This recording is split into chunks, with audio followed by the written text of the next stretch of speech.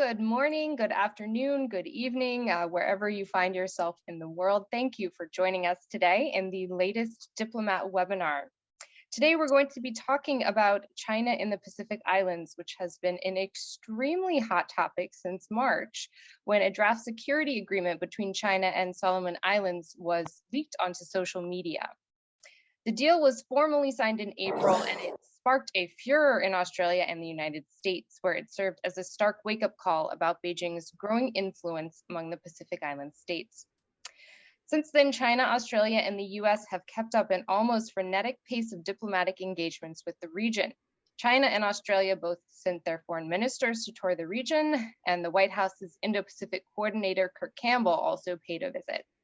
And with the Pacific Island Forum Summit looming in mid-July, China looks to be preparing another diplomatic push. So tonight we're going to be talking about what the Pacific Island states want from their relationships with China, or the lack thereof. We should not forget that 4 of the states in the region have ties with Taiwan and not with Beijing. What concerns do the regional countries have about China on the economic front, on the security front, on the domestic front? And what does all this mean for the efforts in Canberra and Washington to shore up their traditional influence in the region? So to help us sort through some of these questions, we are very fortunate to be joined by 3 experts from the Pacific who study the Pacific to help us understand the regional perspectives on China and this growing geopolitical contest. We are joined today by Lice Movono, who is a Pacific correspondent for ABC, The Guardian, and RNZ. She's based in Suva, Fiji. We are also joined by Dr. Henry Ivarature, who is a Pacific Policy Fellow at Australia Pacific Security College, Australian National University, and by Patricia O'Brien, a faculty member at Georgetown University and Australian National University, as well as an adjunct fellow in the Pacific Partners Initiative at CSIS. So thank you all for joining us. I am very excited to have you here to help us understand what's going on, because frankly, it's been a little hard to keep track. So Lice, I want to start with you because Suva has been sort of a hot spot for the diplomatic efforts going on so far. China's Foreign Minister Wang Yi was there, and as was Australia's Foreign Minister Penny Wong about a month ago. So can you give us a brief overview of those meetings and maybe highlight some points of concern or optimism as you experienced them on the ground during those visits? Bulavanaka Shannon and Bulavanaka to everyone that's tuned in today. It is just around midday here in Suva, Fiji, which has become, as Shannon said, a little bit of a hotspot as everyone pays attention to the Pacific, which I must say as a Pacific Islander is a rather new experience, and one I think very many of us are looking at with some degree of skepticism, but also some optimism that maybe the challenges of the Pacific will get the attention that's coming onto the Pacific as well. As Shannon mentioned, I'm a journalist, a freelancer operating out of Fiji, writing for mostly Australian, New Zealand, and British media, but really, as a colleague of mine at the ABC said, by way of describing me, I like to write about the region from the lenses of a Pacific Islander, but with the angles that make it relevant to those outside of the Pacific. As Shannon mentioned, it's been a very exciting year. For a freelancer especially, it's almost a gauge. The amount of work we get from outside of the region is almost a gauge as to how exciting things are in the Pacific, with Fiji being the base for most of the international and development organizations that operate in the Pacific. We can tell by the number of times I'm called out to do some work as to what's happening here in terms of international relations and geopolitics. So we started off the year getting foreign visits from our partners. Of course, by February, when the US Secretary of State, Antony Blinken, came by, I think that might have been a flag. I'm not sure if it was a red or a green one, but a flag as to what the year was going to be like, because that set the tone for what sort of issues we were going to be dealing with throughout the year. And so not long after that, we had our Australian and New Zealand foreign ministers visiting as well. And so, of course, by the time the new Australian government was sworn into office and word came of Penny Wang's visit, it was clear to us, I think, for those covering the Pacific in terms of its region and its challenges, there was going to be a very exciting few years, and a few months rather. And so we've had, I think, an escalation of sorts when word dropped that the Solomon Islands government was forging its own partnership agreements with the People's Republic of China. That escalated things and moved things very quickly. And before you knew it, roadblocks, long entourages, security arrangements, disruptions in our normal everyday life became a thing for Fijians, became a regular occurrence as we paid welcome to leaders from all around the Pacific and our partners outside of the Pacific, coming in to talk to us, coming in to make its own deals, and coming in, I think, to find out what it was that was happening here in terms of Chinese proximity, let's call it that. But I think it would be accurate to say that public opinion is split. Whether it's a 50-50 kind of a situation or 70-30 maybe, there are very many people in the Pacific that see China as a partner, as a friendly partner. And with the amount of infrastructural support, especially the amount of educational support that the People's Republic of China has offered, very many Fijian Pacific Island governments, including, of course, Fiji, people don't view China here with as much skepticism as maybe our partners in the West do.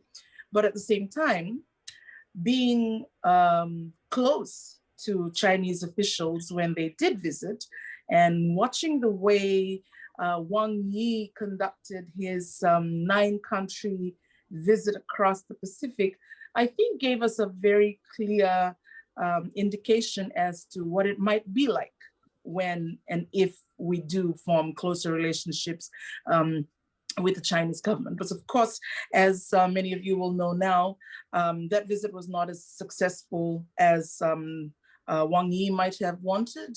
The partnership agreement that should have been formed with all of the countries in the region, 10 in total, who do have diplomatic relations with China, did not eventuate. And instead, it's set the tone, I think, for what will be the main agendas for the Pacific leaders when they do meet here in Suva in a little over 2 weeks. As it is, what we're hearing out of the Pacific Islands Forum Secretariat, which is based here in Suva, the format of this meeting is going to be different. And I think the word used by some of the leaders that I've spoken to off the record is to avoid distraction, to reduce tension. And so what that means is dialogue partner segments of the meeting, which is usually when foreign officials, both from the East and the West, as well as donor partners, are able to directly meet with leaders, either as multilateral, in a multilateral space or in bilateral spaces, will not be taking place.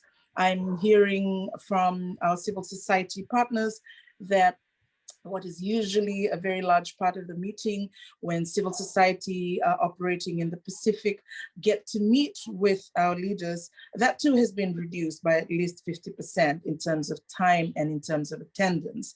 And so the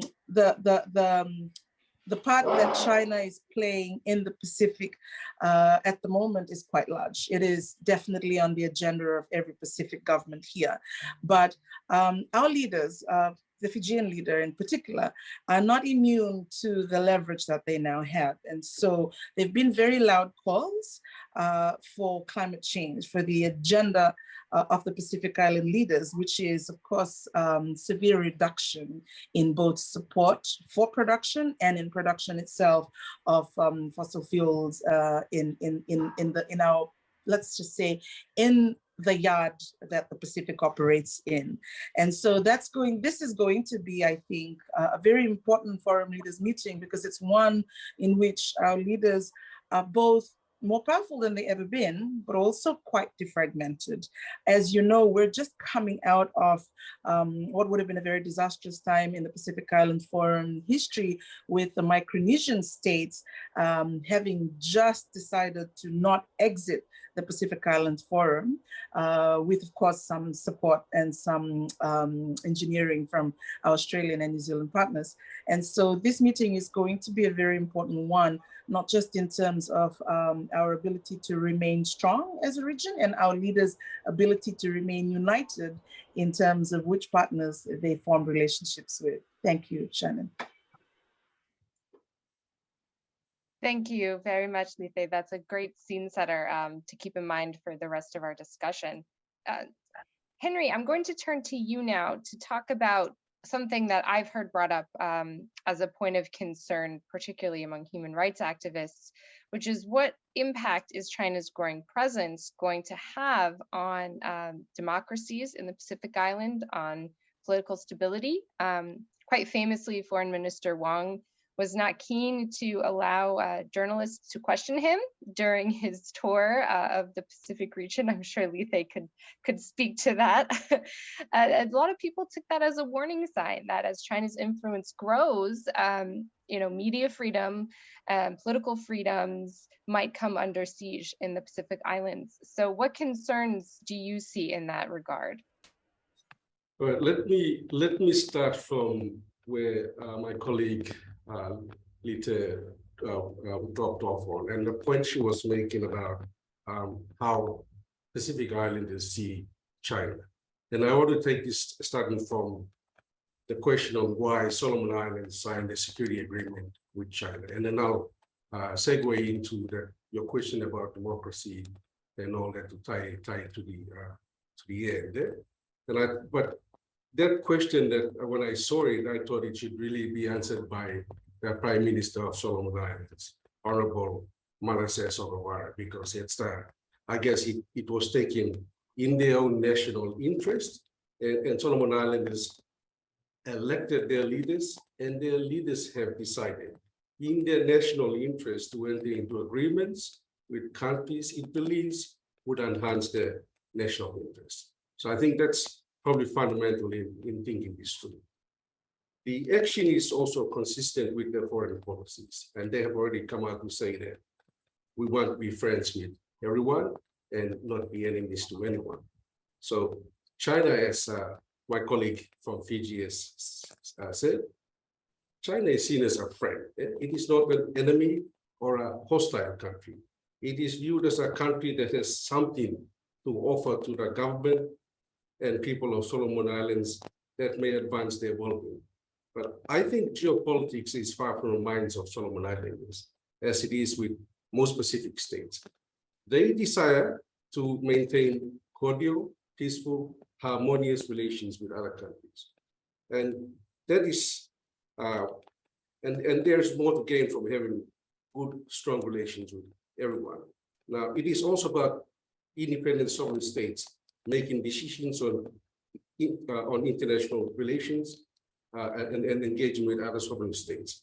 We have heard Sogavara, the Honorable Prime Minister of Solomon Islands, speak strongly and assertively about the sovereignty of the Solomon Islands, and he has taken offense at what he sees as an interference in the internal affairs of his country.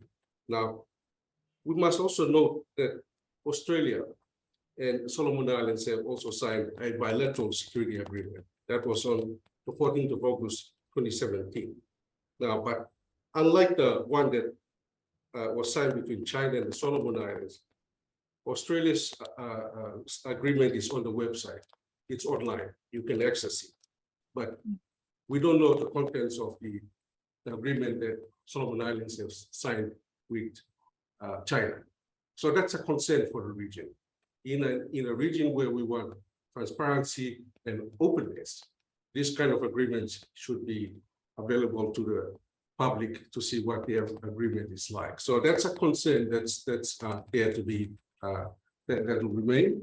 And I suppose they might have to find a way in which this kind of arrangements are made transparent. Now, so that's a governance question, that the conduct of China with other Pacific states may create issues for governance and may create issues for accountability, such as the case around questions, questions asked by media on the meetings that are being held. This is a practice that is not, well, we expect the media to hold leaders accountable. It's a democracy, part of the web of democracy to hold leaders to account. And we are dealing here with a state that's authoritarian, whose conduct is very different from. So my concern is that as we engage more with the Pacific states, engage more with China, there may be issues around the erosion, potential erosion of governance and accountability over time because of the way, maybe the way China conducts business. So that's a concern that may run deep for many Pacific states. And I think in this regard, the work on building and strengthening governance should always continue by other actors in making sure that we preserve democracy, we preserve governance, and we preserve accountability. Those are important. Now, in terms of China's presence in political stability, I mean, the riots in Honiara clearly played on the ongoing tensions between Malaysia's premier, whose provincial government supports or recognizes Taiwan, while the central government recognizes the PRC. And we know that Solomon Islands is still recovering from the tensions of the ethnic tensions in 2000, which literally saw the collapse of government and almost potentially the collapse of the state. And the rebuilding process is still taking place, even though there has been heavy investment in terms of Ramsey to rebuild state, government, and society. The vulnerabilities are still there, as we saw, and geopolitics has come to create that instability and threaten the stability and integrity of the Solomon Islands state. So, that is going to be there. As long as the Pacific states recognizing Taiwan continue to exist in here, we could expect China's diplomatic posturing to remain strong in the region as it attempts to dissuade those who recognize China to switch sides. And it has successfully done it in the past. Solomon Islands being one of them, and Kiribati being the other. So, Taiwan's presence will always, create this tension because there is this goal of China for its one China policy, which 10, Pacific states recognize. So, those tensions will be there. I'm just going back to just drink some water on the dry. Now, at the regional level, I think China's attempt to, obtain this region-wide agreement for a comprehensive economic agreement, work with those states that recognize they pose, I think, a real threat to the solidarity of the Pacific states, and particularly the solidarity of the forum. I think the proposal was perhaps intrusive and maybe invasive of individual Pacific states' sovereignty, and I think Pacific leaders were wise in their decision to decline it. I think their decision for such matters that affect the region should be tabled at the forum is an indication of the desire to be consulted and for such proposals to be decided collectively by consensus as the forum does its work. I mean, the last thing that the region wants is instability. And yes, just going back to my colleague comment about the forum just resolving a bit of fallout with the Micronesians over the position of the Secretary General. The Micronesians, they of course resolved with exit, but they have decided to remain with the forum at this point in time. But I think the matter is still very sensitive at the forum, and the healing process of this split is still going to be built. And I think the decision to not to proceed with the post-forum dialogue is one that is I think very sensible to make sure that they reunite, refocus, and rebuild a region that really needs to be consolidated and remain united and unified. I think China's aggressive efforts to engage with Pacific states that support it is probably not ideal for the forum, and it'll definitely cause tension. But China has indicated it's not giving up. It says it will continue to remain in touch with the forum. So I guess the theme is what we should recognize is that China will be, China's presence in the region is a given. It'll be there in the long term. It has been there in the past. It'll be there now, and it'll be there in the future.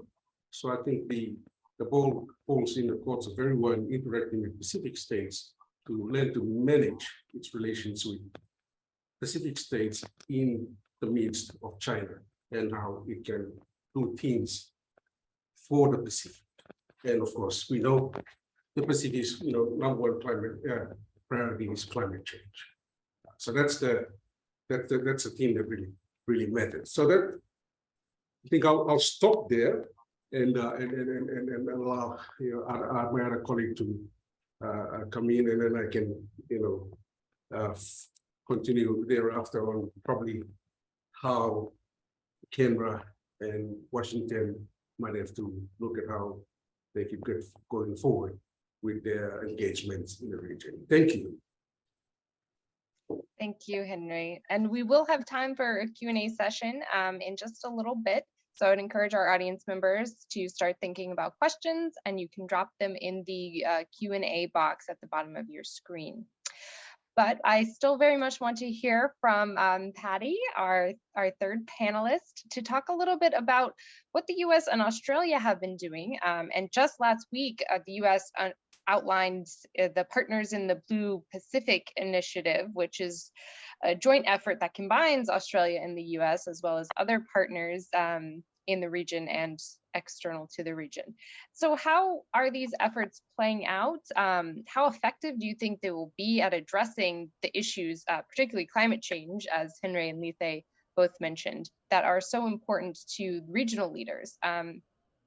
Is the Pacific convinced by what they've seen so far from the other players? Mm-hmm.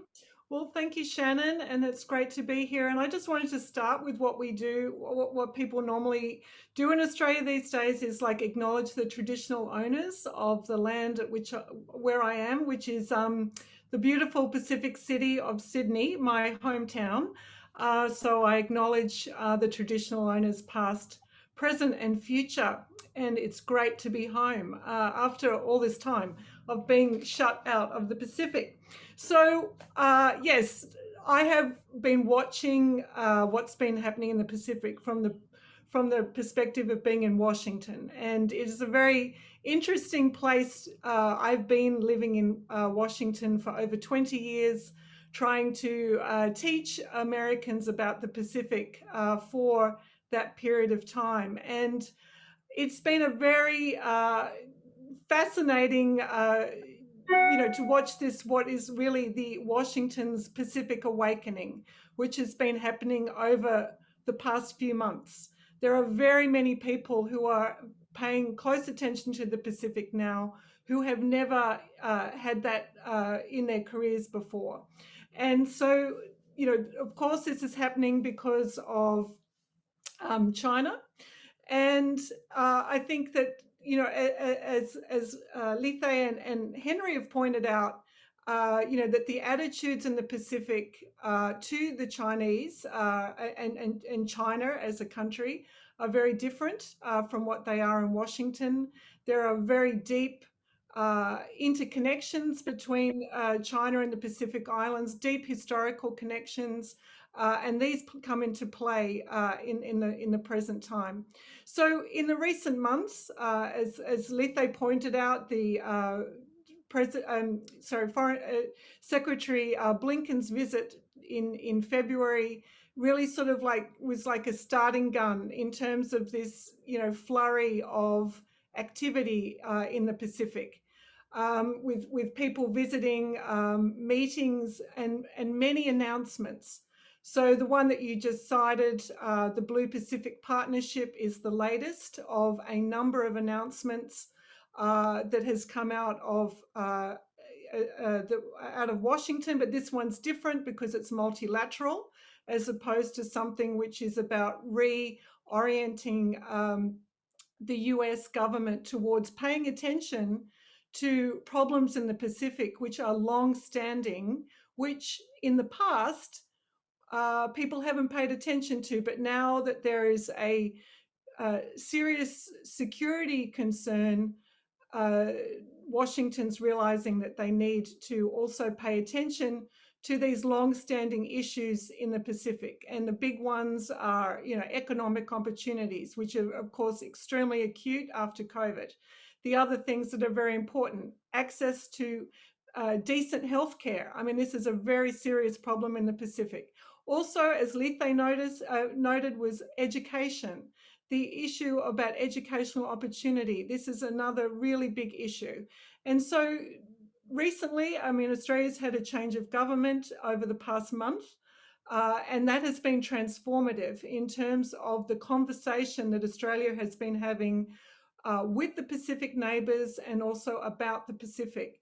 So things like, that climate action is a high priority, that this is something which the new Albanese government recognises is something that Australia must address. But Australia is coming after years of a very sort of disappointing approach to this issue in the Pacific. But the way that Australia is talking about that now is very different, and it is aligned with what the Pacific wants to hear. But the action, I mean, it's literally been a month. So the action, the hard part about how to reduce Australia's emissions, that is yet to come. Also, things that Penny Wong has been talking about in the Pacific is opening up new visa programs which allow Pacific Islanders to have access to Australia's education markets and also to work in Australia and build Pacific communities in Australia. This is extremely important. And it's replicating a lot of what's been happening in the United States since the 1980s, since the Compacts of Free Association with the Marshall Islands, Federated States, and Palau, where you have large Micronesian communities which have grown up in the United States, and they have significant and special status within the United States. It's not perfect. There's a lot of issues that need to be addressed with Pacifica communities that don't live in islands, but live in the big countries that rim the Pacific. But these communities are vitally important for the benefit of home islands because of the remittance economies, the access, family connections back to the islands, for education and health purposes. So Australia is opening up to the Pacific now in ways it has never before. So this is extremely important. So for the United States, the United States has a lot of catching up to do. I mean, it does have these Micronesian communities. It has a lot of Samoan communities. It has a significant Pacifica communities. But what is really interesting about the United States is that it really lacks, and this is a problem in Australia too, but Australia has places like the ANU that has very strong programs to study and work with the Pacific. The United States does not have those places, except probably only in Hawaii. And so there is a real lack of literacy about the Pacific.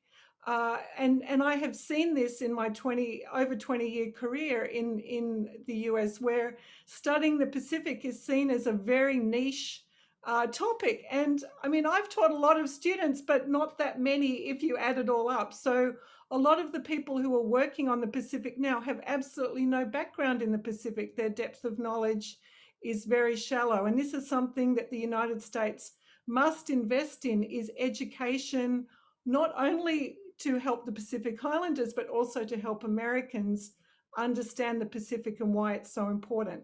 Now, the issue about climate change, what is been really fascinating over the past few months is watching the two arms of the US government, the White House and Congress, start enacting legislation and initiatives directed at addressing the issues about Pacifica people, either in islands or resident in the United States. So the Congress and the White House is attuned to the need to do this in order to address the bigger problem that they have with the security problem with China. Now, what is coming up in the next few weeks is a Supreme Court decision about climate change action, and the ability of the federal government to address emissions. And this is, given the recent decisions of the Supreme Court, people are deeply concerned that the decision that is pending is going to severely impair the US's ability to reduce its emissions, which is a serious handicap in terms of meeting these obligations to the Pacific Islanders. And so, we have to wait and see, but I think we have to also prepare ourselves again for some very regressive decision by the Supreme Court, which is going to have a significant impact on this agenda that the US is trying to forge with Pacific Island nations to address the concerns of China. So the United States is sort of like Henry uses the term fragmented. The United States is very fragmented. The government is very fragmented. There is a lot of bipartisan support for, it's one of the few issues actually where you do have bipartisan support in the US Congress over the Pacific, but the Supreme Court may well take that away in the coming days. So there's a lot of things to work on. There's been a lot of progress, but it's a very interesting time to be someone who's been doing the Pacific for a long time, to see people sort of waking up to it as it's been happening over the past few months. Thank you very much, Patty. It really has been hard to keep track of everything that has been done, so I really appreciate your overview. And we are now going to turn it over to our audience Q&A. So we do have one question from an anonymous attendee about whether the Pacific Islands are concerned about China's mass imprisonment of the Uyghurs in Xinjiang, the continued repression of Tibetans, these major human rights issues that are often discussed by Washington, Canberra, and the EU countries. And then also, I'm presuming this is a reference to the South China Sea disputes, where China has been harassing vessels from the Philippines, Vietnam, and others, which has severe implications for freedom of navigation in other regions, potentially. So human rights issues, Xinjiang, Tibet, but also the South China Sea. Are these warning signs for the Pacific Islands, or are they not as big of concerns as they are here in Washington? Lice, maybe you'd like to start us out. That's a very good question, and one I think that very many of us covering the Pacific, particularly the issues around geopolitics, have tried to inculcate into our questions on the ground. When we're trying to get a feel of whether people even understand what it is Wang Yi is doing here, why it is that this conversation around the Solomon Islands and China going into their own agreement is such a big deal. And for very many people, there is a very vague understanding of the differences, first of all, in the form of government that China has in relation to the one that we have and the ones that our Western partners have. There is some knowledge on human rights abuses and even less knowledge on the issue around the South China Sea. Our governments most definitely do. When we're talking to the Foreign Affairs Minister, for example, of New Zealand, who was here in March, they have an understanding of that. And it seems to form the basis of why their alliance with the West is one that is critical. But when you're talking to ordinary folks, folks who are, as Patty pointed out, struggling to just get over COVID in a region where tourism is the lifeblood and therefore was completely discontinued during the lockdowns, they only care about bread and butter issues. They care about sinking islands. They care about saltwater intrusions. They care about food security, because that's a very real issue with regards to climate change. And so the issues of what this generous partner is doing back home is not as important as what this generous partner is bringing to them to help them put food on the table and save their islands. So there is some understanding, but not enough for them to make that the basis of their decision on whether or not they want their governments in a close relationship with China. Henry, did you want to add anything on this? Yeah, the Pacific has a number of UN boards, and China has capitalized on its relations with the Pacific to have a number of Pacific Island countries vote for it. I remember a case very recently about something to do with Hong Kong, and we had Papua New Guinea, the country I come from, vote in unison with China, and that's against the backdrop of what China is doing in Hong Kong, basically eroding democracy, and we don't share those values in terms of types of government. And so this is one area that Pacific states, as they engage with China, will grapple with. They will have to maybe forced to vote on at the UN and other international forums, which may be contrary to the spirit of democracy, openness, accountability, etc. So that's something that we will potentially see growing and may become and will be a concern for countries that we share similar systems of government and values with. So that is a real concern, yes. And if I could add something there, Shannon, the thing that question, I think, the everyday concerns, the survival concerns, getting kids into, to school, and all of the day-to-day things which are very difficult in the island still because of the timing of the COVID pandemic and so on. The thing about the way to make that issue about repression of minorities resonate in the Pacific is, I think, to talk about it in terms of religious practice. The Pacific is one of the most Christian regions in the world, the most devout religious people in the Pacific.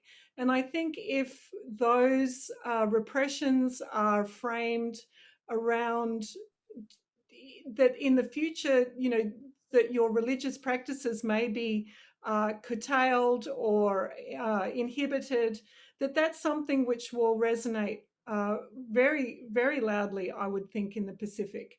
So, you know, that's something which, you know, you know, religious freedoms, political freedoms, I think, you know, Lice and Henry can correct me, but I think political freedoms don't have the same, you know, not as sort of heartfelt as religious freedoms in the Pacific. And I think that's something which we, you know, we need to think about in terms of framing those issues about, look what's happened to the Uyghurs and the Tibetans, and how might that affect the Pacific. I think talking about Christianity and you know, that fundamental life way of the Pacific, which is around the church and their churches, is very important.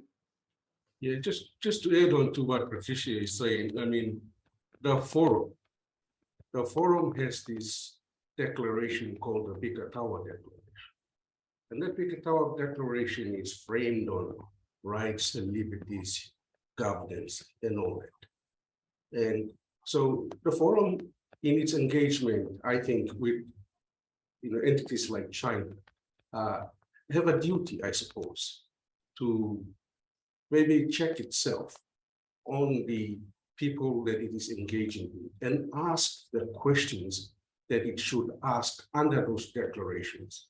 We can invoke those declarations. We can have mandates around those declarations, but we must operationalize those declarations to make it a living document that we attest to in this part of the region. It's one thing to, declare declarations. It's another method to make the declarations reflect in the way we conduct business and in our society. So I think it also falls back on our leaders in the region at the forum to protect the rights and freedoms and liberties that we want to, promote, protect, and live under. So it goes back to church leaders, and then, as you rightly pointed out, Christian people in the Pacific, all the way through government up to our regional leaders. And as I said, we already have those declarations. The Ivarature Declaration is very clear about these rights, liberties, and governance, etc. So, when our leaders are engaged, that they should also keep at the back of their mind that we also have these principles, and we must allow those principles here to work in the way we conduct our business as well. Yeah. So I would like to ask a question of my own.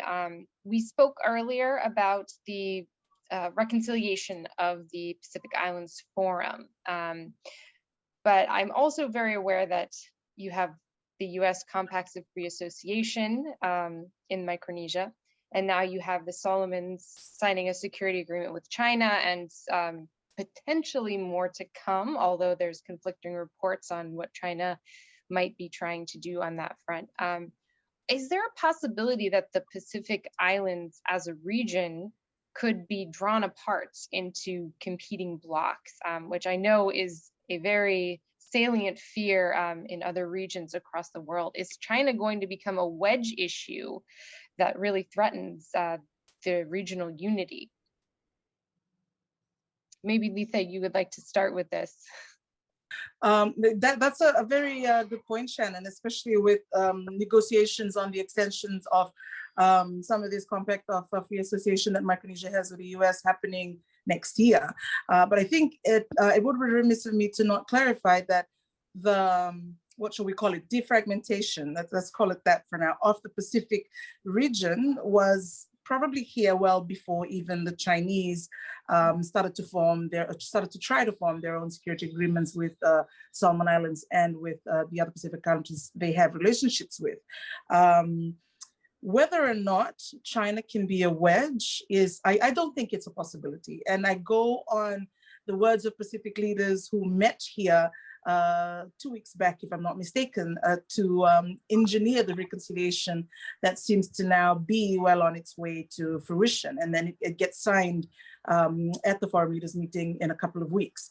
I think the relationship that Pacific Island countries have with each other in terms of our very common challenges, the relationships that we have in terms of being though very specific people with different specific cultures and societies, we're all related in a way, or you might have heard the term, Patty could speak on it further, we're Pacific cousins, and we literally are.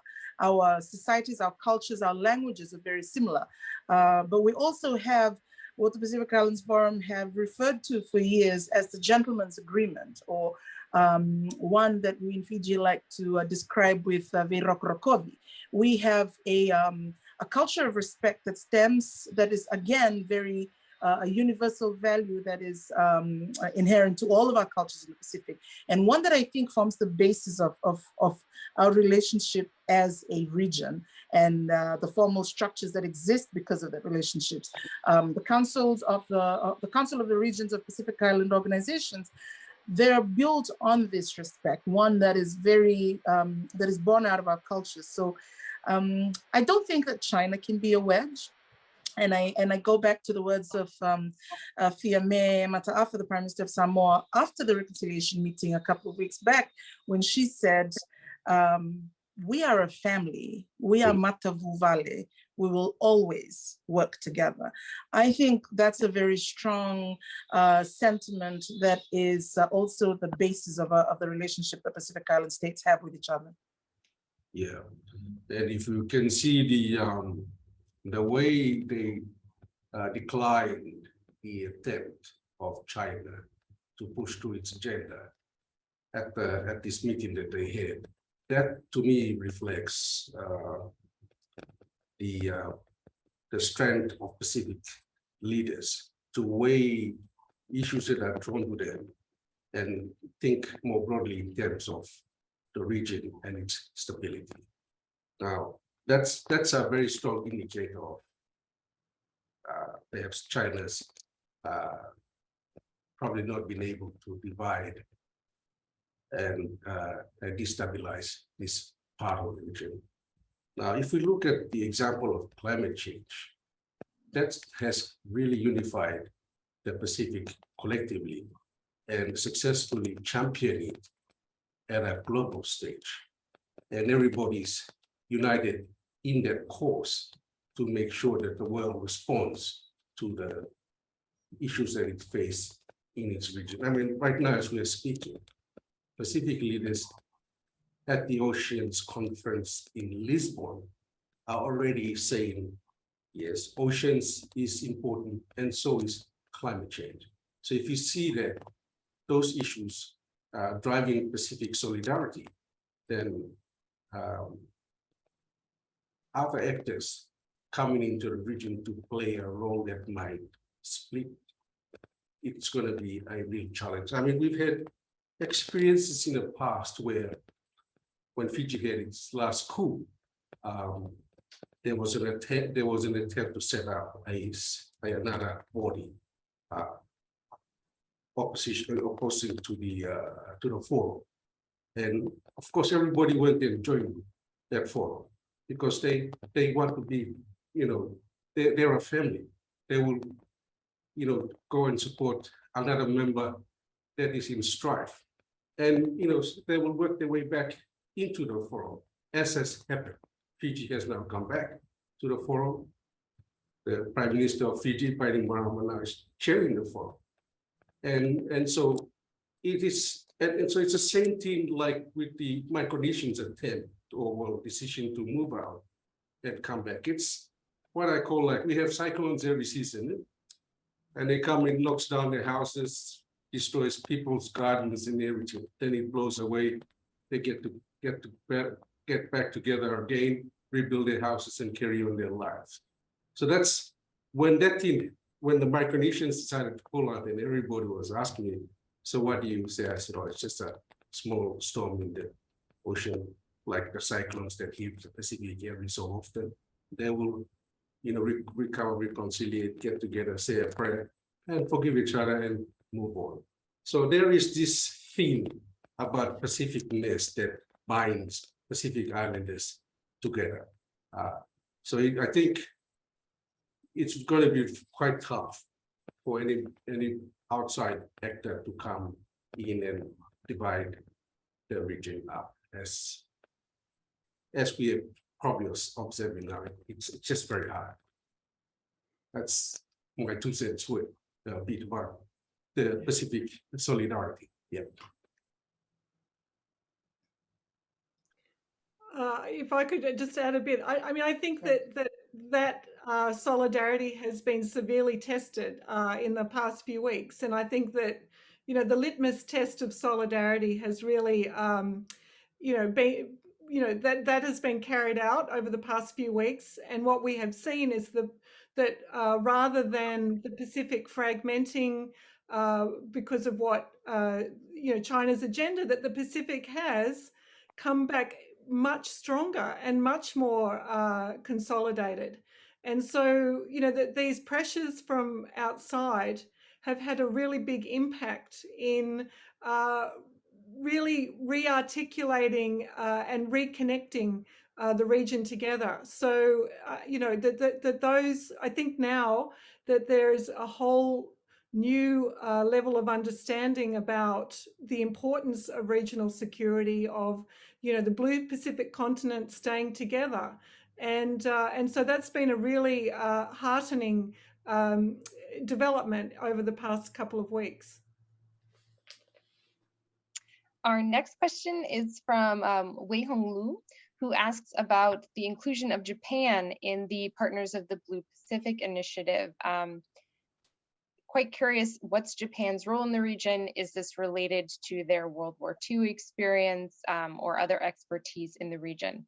I'm not sure if any of you have done research on Japan specifically. Patty, take it away. I can, obviously Japan has had a long history with the Pacific, particularly in Micronesia. There's a lot of people in Micronesia who have Japanese ancestry. Also, of course, there's a lot of people in Hawaii who have Japanese ancestry too. I mean, the reason why this is because of this colonial histories of people movements and this has a very big impact in the present. Japan was also a colonial power in the Pacific. Before the United States took over what is now Micronesia, those countries were Japanese territory. And so that those links with Micronesia are very strong. They're very historic, and since the 1980s, Japan has, and particularly the 1990s, Japan has been very actively involved with reintroducing itself into the Pacific and being a presence. A lot of that was to do with fisheries. And Japan has had a very sort of a checkered history with fisheries in the Pacific, but it's become a very major player now in terms of development and investment. And it is one of the 5 nations that is part of the Blue Pacific Partnership, because it has that deep historical history, and also, of course, Japan sees itself as a Pacific Island nation too. I mean, that's one of the ways it is a Pacific Island nation, obviously with very different demographics and geography and history and so forth. But that is certainly a way that Japan has been talking with the Pacific over the past 20 years or so.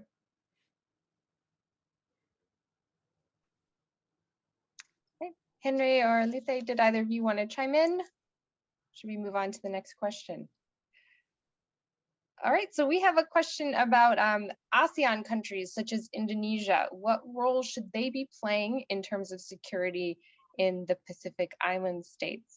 Or what are we already seeing in that regard, if anything? Again, kind of getting out of our China wheelhouse, but if anyone has... Getting out of our China wheelhouse a little bit, but I think still a valid question. I think Indonesia, with Fiji at least, have an interesting relationship. They're a major trading partner, and they have a very close diplomatic relationship with our government. Of course, the issue of West Papua does shape public opinion on how close a relationship we should be having with Indonesia. In Fiji in particular, with our very active and very comprehensive civil society movement. And we're home, of course, to very many human rights activism. And so Indonesia is not seen as a friend by many civil society organizations, but they are most definitely a friend of our governments and one that we trade with very closely.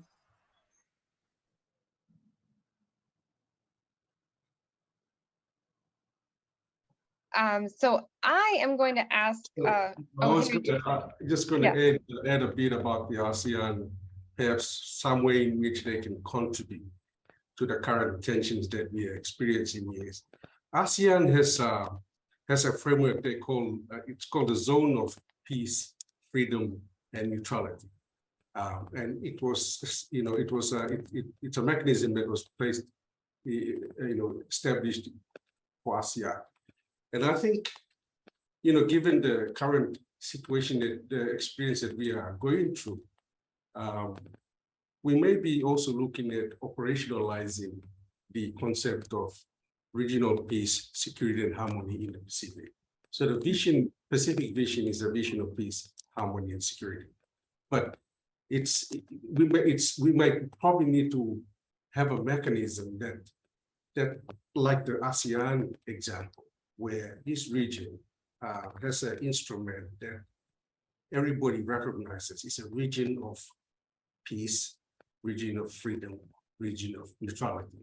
But I think the weight of the challenge will be on the countries to exercise the autonomy that they want to exercise and how strong they want to. But I think if you look back at the Pacific family connectedness, I mean, this kind of mechanisms can just enhance or maybe perhaps strengthen. So that's potentially a lesson or an experience that I don't know how successful it has been, but that's one that could potentially be an area for examination of ASEAN's ability to use these to preserve its autonomy and neutrality in some of the development that's happening in part of the world.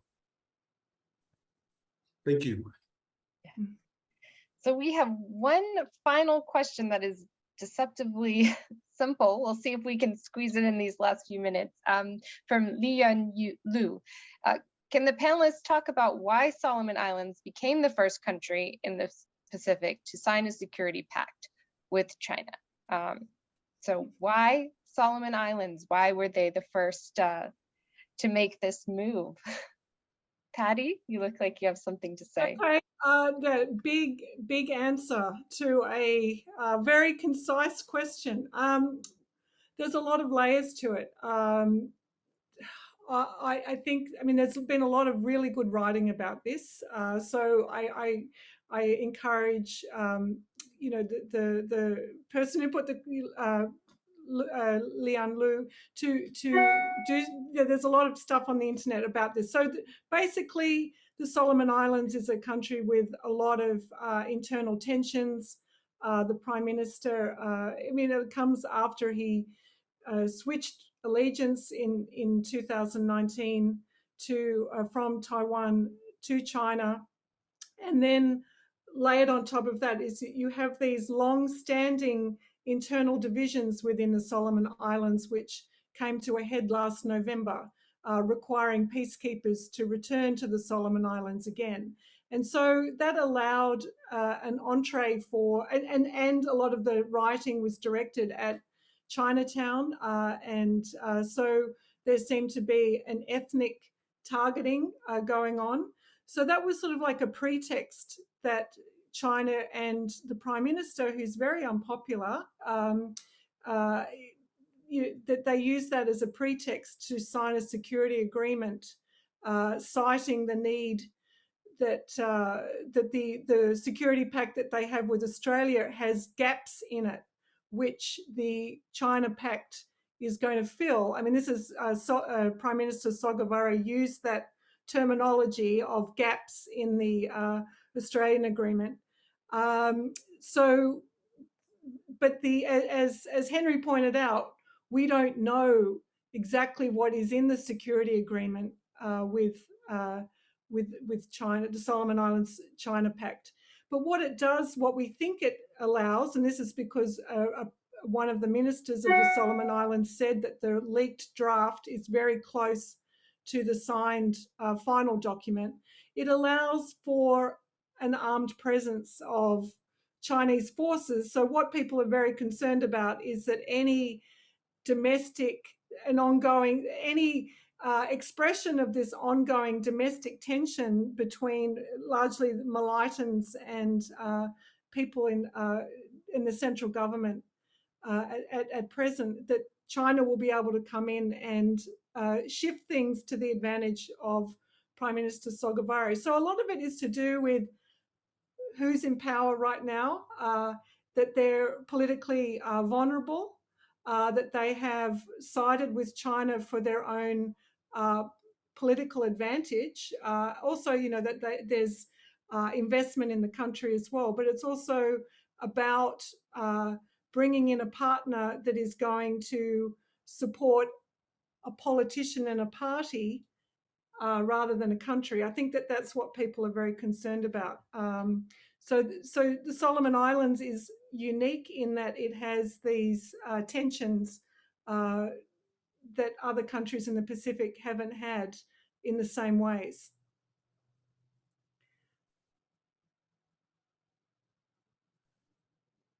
Yeah, we're almost out of time, but Henry or Lice, if you would like to add a few words onto Patty's summary, please feel free.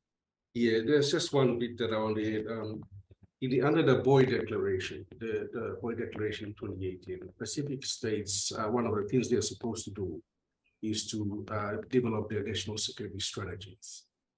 And the countries that have national security strategies are Samoa, Papua New Guinea, Vanuatu, and Solomon Islands. Now, I remember something came out on social media that Solomon Islands, one of the reasons they gave for signing the security agreement with China was that it was consistent with their national security strategy. So that's an area that they say, you know, it's there to really help the developmental aside from the security interest. So that's just an addition to that work. I mean, trying to explain why. But as I said earlier, that question really should be answered by the Prime Minister for Solomon Islands. So we're just kind of assuming, you know, on our side, looking at and reading what we are reading. Yep. Thank you. Wow. All right. Well, I think that will do it for today. We packed a lot into a short hour-long discussion, so thank you very much to our panelists. I certainly learned a lot and greatly enjoyed our conversation. I hope everyone watching at home did as well. So thank you for joining us at this Diplomat webinar, and we hope to see you again soon.